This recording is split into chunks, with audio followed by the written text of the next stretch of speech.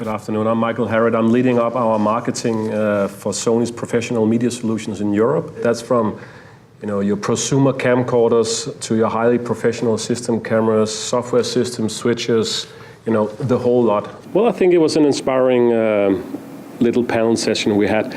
Now, we came across both challenges in the production and in the contribution around, let's say, the long-term business strategy. We're trying to look at the industry from three different perspectives where we think it's moving right now. One is image, which we already discussed today around HDR and how the whole image evolution is. The other one is IP, which has also been discussed previously today. And our last focus point is around workflows in general. And the way we go into workflows is more from a business perspective, so to say. We see a big interest with our customers for more insight. For many years, it has been around managing your asset, your growing assets, building archives and search systems and whatnot.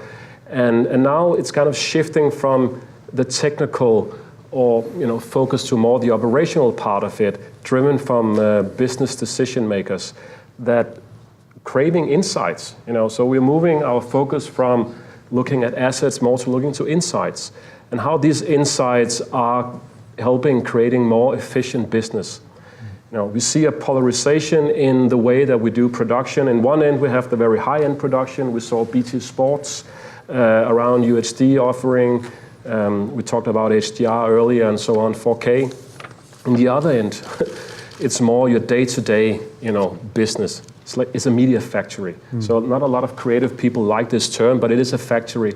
And this factory needs to be run like a lean, mean machine, driving efficiencies and shifting money from technology and less efficient operation into acquiring more content, more rights, and so on to capture the market.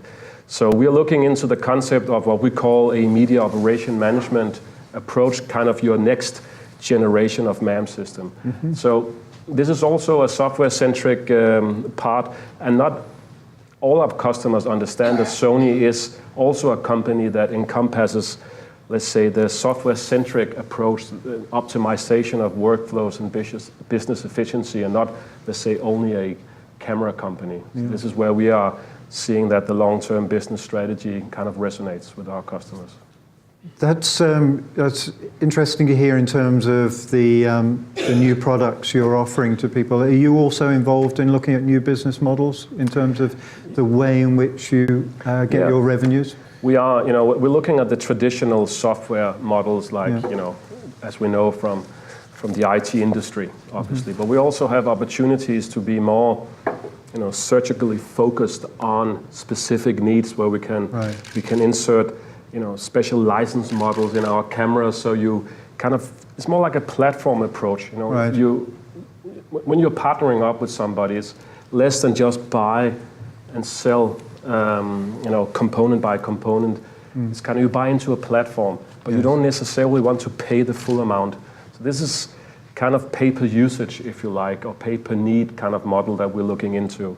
It's not easy because the wider the system gets, the more complex the license model can be. But we are looking into this kind of new business models. I also hear from the discussions we're having today and elsewhere that there's more a question of supplying more generic technology that evolves over time. So you've got to have a longer-term relationship with your customers because what you first deliver to them might evolve and become something different or have extra capability as time goes on. So. That's true, and I think as we all see in the industry is that building on commoditized IT also makes some of our businesses less profitable, if you like, in terms of just handing over hardware. So we need to move to a more software and services-centric model.